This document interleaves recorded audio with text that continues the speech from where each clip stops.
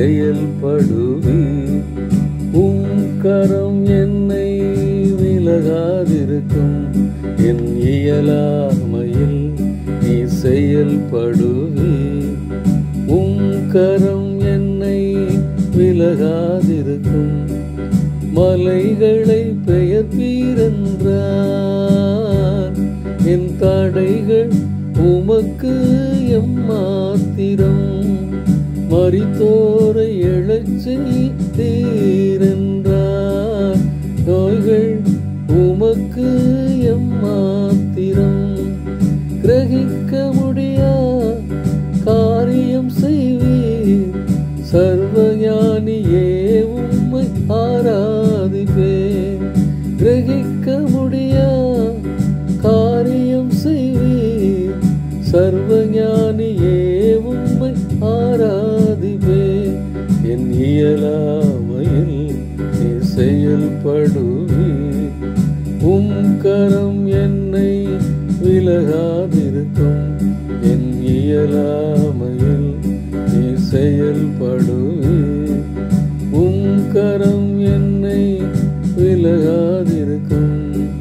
மலைகளை பெயர்ப்பீரென்றார். என் தடைகள் உமக்கு எம்மாத்திரம். மரித்தோரை எழச் செய்தீரென்றார். நோய்கள் உமக்கு எம்மாத்திரம்.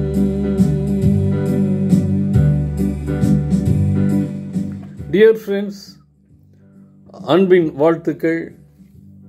இந்த புதிய ஆண்டின் 7ஆம் நாளிலே ஆண்டவர் கொடுக்கிற வாக்கு தத்தம், நான் உனக்கு முன்பு சென்று கோணலானவைகளை செவி பண்ணுவேன், தடைகள் யாவற்றையும் விலக்கி போடுவேன் என்று மீகா தீர்க்கதரிசி மூலமாக சொல்லப்பட்ட அதே வார்த்தைகளை இன்றைக்கு நமக்கும் அவர் புதுப்பிக்கிறவராக இருக்கிறார்.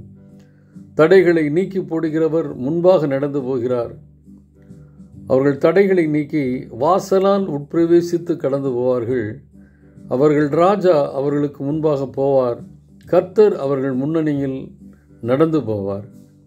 என் ராஜா எனக்கு முன்னால் நடந்து போகும்போது எனக்கு என்ன கவலை? எதை குறித்தும் கவலை இல்லை. பழைய ஏற்பாட்டு காலத்திலே அநேக உலகத்தின் காரியங்கள் தடையாக இருந்தது அந்த பயணத்திற்கு. அதாவது உலக கானானை நோக்கி எகிப்திலிருந்து விடுதலை பெற்றவர்கள் உலகத்தில் உள்ள கானானை நோக்கி நடைபெறும் பொழுது, பயணம் மேற்கொண்ட பொழுது செங்கடல் தடையாக இருந்தது, யோர்தான் தடையாக இருந்தது. ஆனால் ஆண்டவர் கிரகிக்க முடியாத அளவிற்கு ஒரு காரியத்தை செய்கிறார். அவர் சர்வ ஞானி என்று சொல்லி அருமையாக இந்த பாடல் சொல்லுகிறது. சர்வத்தையும் படைத்தவர், எல்லா ஞானத்தையும் உடையவர். நம்ம அவருடைய ஞானத்தை புரிந்து கொள்ள முடியாது, ஆனால் அவர் வழியை உண்டாக்குவார். இவையெல்லாம் பழைய ஏற்பாட்டு காலத்திலே தடையாக இருந்தது. புதிய ஏற்பாட்டு காலத்திலே நம்ம நித்தியமாக வாழப்போகின்ற அந்த பரம கானானை நோக்கி பயணிக்கிற நமக்கு தடைகளாக இருப்பது என்னென்னா, 1 யோவான் 2ஆம் அதிகாரம் 16வது வசனத்தில் சொல்லப்பட்ட 3 காரியங்கள் நமக்கு தடையாக இருக்கிறது. அது வேற வெளியில் எங்கேயும் கிடையாது, உள்ளுக்குள்ளே தான் இருக்குது. நமக்குள்ளேயே இருக்கிற தடைகள்.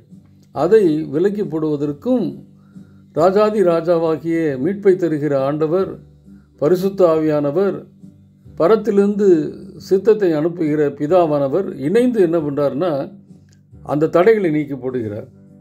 அது என்ன தடைகள்? மாம்சத்தின் இச்சை, கண்களின் இச்சை, ஜீவனத்தின் பெருமை. இவையெல்லாம் உலகத்துக்குள்ளே உண்டானவைகள், உலகத்திலுள்ளவைகளால் உண்டானவைகள். ஆனால் என்னுடைய பரம கானானின் பயணத்திற்கு இவைகள் தடையாக இருக்கிறது. வெளிப்புறத்தில் தெரியலை, ஆனால் பரிசுத்த வாழ்க்கை வாழ்வதற்கும் பரிசுத்தரை பின்பற்றுவதற்கும் அவை தடையாக இருக்கிறது. இன்றைக்கு ஆண்டவர் சொல்லுகிறார், தடைகளை நீக்கி போடுகிற ஆண்டவர் முன்னணியிலே ராஜாதி ராஜாவாக கடந்து போகிறார். அந்த ராஜாதி ராஜா நீதிபதியாக, நியாயாதிபதியாக மீண்டும் வரப்போகிறார். அப்பொழுது நான் அவருடைய பின்னணியிலே நடந்து வர வேண்டும். அப்படிப்பட்ட கிருபைகளை பெற வேண்டும் என்றால் மாம்சத்தின் இச்சை, கண்களின் இச்சை, ஜீவனத்தின் பெருமை என்கிற செங்கடலை காட்டிலும் தடையாக இருக்கிற காரியங்கள், யோர்தானை காட்டிலும் தடையாக இருக்கிற காரியங்கள் நம்முடைய பயண திட்டத்தை குலைத்து போடுகின்ற இந்த காரியங்களை ஆண்டவருடைய சமூகத்தில் வைத்து சீர்படுத்திக் கொள்வோம். தடைகளை தகர்த்தெறிவோம். தடைகளை நீக்குகிறவர் நமக்கு முன் செல்கிறார் என்ற விசுவாசத்தோடு ஆன்மீக பயணத்தை சிறப்பாக தொடர்வோம். கர்த்தர் தாமே நம்மை ஆசீர்வதிப்பாராக. ஆமேன்.